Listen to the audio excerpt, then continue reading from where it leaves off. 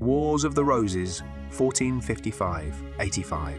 In English history, the series of dynastic civil wars, whose violence and civil strife preceded the strong government of the Tudors, fought between the houses of Lancaster and York for the English throne. The wars were named many years afterward from the supposed badges of the contending parties, the White Rose of York and the Red Rose of Lancaster, competing claims to the throne and beginning of civil war. Both houses claimed the throne through descent from the sons of Edward III. Since the Lancastrians had occupied the throne from 1399, the Yorkists might never have pressed a claim, but for the near anarchy prevailing in the mid-15th century. After the death of Henry V in 1422, the country was subject to the long and factious minority of Henry V, August 1422, November 1437, during which the English kingdom was managed by the King's Council, a predominantly aristocratic body. That arrangement, which probably did not accord with Henry V's last wishes, was not maintained without difficulty. Like Richard III before him, Henry V had powerful relatives eager to grasp after power and to place themselves at the head of factions in the state. The council soon became their battleground. Great magnates with private armies dominated the countryside. Lawlessness was rife and taxation burdensome. Henry later proved to be feckless and simple-minded, subject to spells of madness and dominated by his ambitious queen, Margaret of Anjou, whose party had allowed the English position in France to deteriorate. Between 1450 and 1460, Richard, 3rd Duke of York, had become the head of a great baronial league, of which the foremost members were his kinsmen, the Nevilles, the Mowbrays, and the Bourchies. Among his principal lieutenants was his nephew Richard Neville, the Earl of Warwick, a powerful man in his own right, who had hundreds of adherents among the gentry scattered over 20 counties. In 1453, when Henry lapsed into insanity, a powerful baronial clique, backed by Warwick, installed York as protector of the realm. When Henry recovered in 1455, he re-established the authority of Margaret's party, forcing York to take up arms for self-protection. The first Battle of the Wars, at St Albans, May 22, 1455, resulted in a Yorkist victory and 4 years of uneasy truce. A new phase of the Civil War began in 1459 when York, goaded by the Queen's undisguised preparations to attack him, rebelled for the last time. The Yorkists were successful at Blore Heath, September 23, but were scattered after a skirmish at Lutford Bridge, October 12.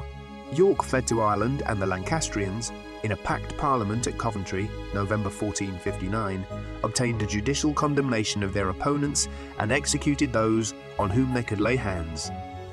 From then on, the struggle was bitter. Both parties laid aside their scruples and struck down their opponents without mercy. The cold-blooded and calculated ferocity that now entered English political life certainly owed something to the political ideas of the Italian Renaissance. But, arguably, it was also in part a legacy of the lawless habits acquired by the nobility during the 100 Years' War. In France, Warwick regrouped the Yorkist forces and returned to England in June 1460, decisively defeating the Lancastrian forces at Northampton July 10. York tried to claim the throne but settled for the right to succeed upon the death of Henry, that effectively disinherited Henry's son, Prince Edward, and caused Queen Margaret to continue her opposition. Gathering forces in northern England, the Lancastrians surprised and killed York at Wakefield in December, and then marched south toward London, defeating Warwick on the way at the Second Battle of St Albans, February 17, 1461.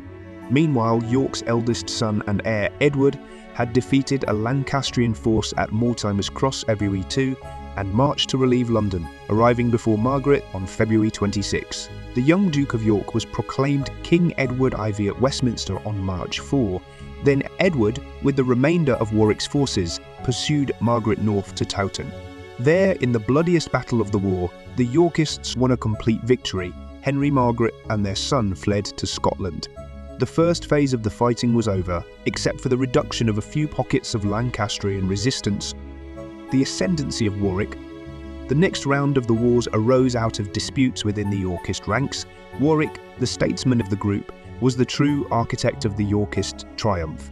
Until 1464, he was the real ruler of the kingdom. He ruthlessly put down the survivors of the Lancastrians who, under the influence of Margaret and with French help, kept the war going in the north and in Wales. The wholesale executions that followed the Battle of Hexham, May 1464, practically destroyed what was left of the Lancastrian party, and the work seemed complete when, a year later, Henry V was captured and put in the Tower of London.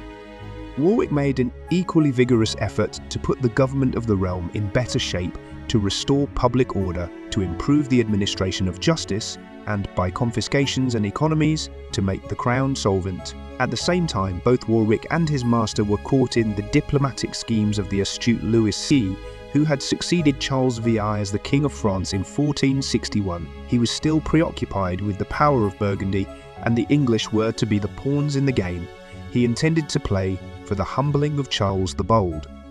Yet Edward IV was not prepared to submit indefinitely to Warwick's tutelage, efficient and satisfactory though it proved to be.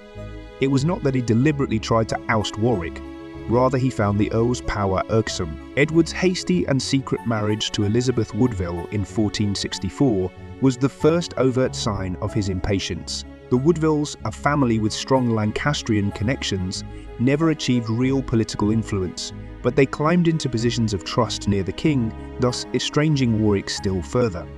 The open breach between the king and the earl came in 1467. Edward dismissed Warwick's brother, George Neville the Chancellor, repudiated a treaty with Louis VI that the earl had just negotiated, and concluded an alliance with Burgundy against which Warwick had always protested. Warwick then began to organise opposition to the king. He was behind the armed protest of the gentry and commons of Yorkshire that was called the Rising of Robin of Redesdale, April 1469. A few weeks later, having raised a force at Calloway and married his daughter Isabel without permission to the Edward's rebellious brother, George Plantagenet, Duke of Clarence, Warwick landed in Kent. The royal army was defeated in July at Edgecote near Banbury, and the king himself became the earl's prisoner, while the queen's father and brother, together with a number of their friends, were executed at his command. March 1470, however, Edward had regained his control, forcing Warwick and Clarence to flee to France, where they allied themselves with Louis C and, probably at Louis's instigation, came to terms with their former enemy Margaret. Returning to England in September 1470, they deposed Edward and restored the crown to Henry VI, and for 6 months Warwick ruled as Henry's lieutenant. Edward fled to the Netherlands with his followers. The triumph of Edward. Warwick's power was insecure, however, for the Lancastrians found it difficult to trust one who had so lately been their scourge. While many of the Earl's Yorkist followers found the change more than they could bear, there was thus little real opposition to Edward, who, having secured Burgundian aid, returned from Flushing to land at Ravenspur in 1471 in a manner reminiscent of Henry IV. His forces met those of Warwick on April 14 in the Battle of Barnet, in which Edward outmanoeuvred Warwick, regained the loyalty of the Duke of Clarence, and decisively defeated Warwick, who was slain in the battle. On the same day, Margaret and her son, who had hitherto refused to return from France, landed at Weymouth. Hearing the news of Barnet, she marched west, trying to reach the safety of Wales, but Edward won the race to the Severn. In the Battle of Tewkesbury, May 4, Margaret was captured, her forces destroyed, and her son killed. Shortly afterward, Henry V was murdered in the Tower of London. Margaret remained in custody until being ransomed by Louis C in 1475. Edward's throne was secure for the rest of his life. He died in 1483. In 1483, Edward's brother, Richard IT, overriding the claims of his nephew, the young Edward V, alienated many Yorkists, who then turned to the last hope of the Lancastrians, Henry Tudor Rutter Henry V. With the help of the French and of Yorkist defectors, Henry defeated and killed Richard at Bosworth Field on August 22, 1485, bringing the wars to a close.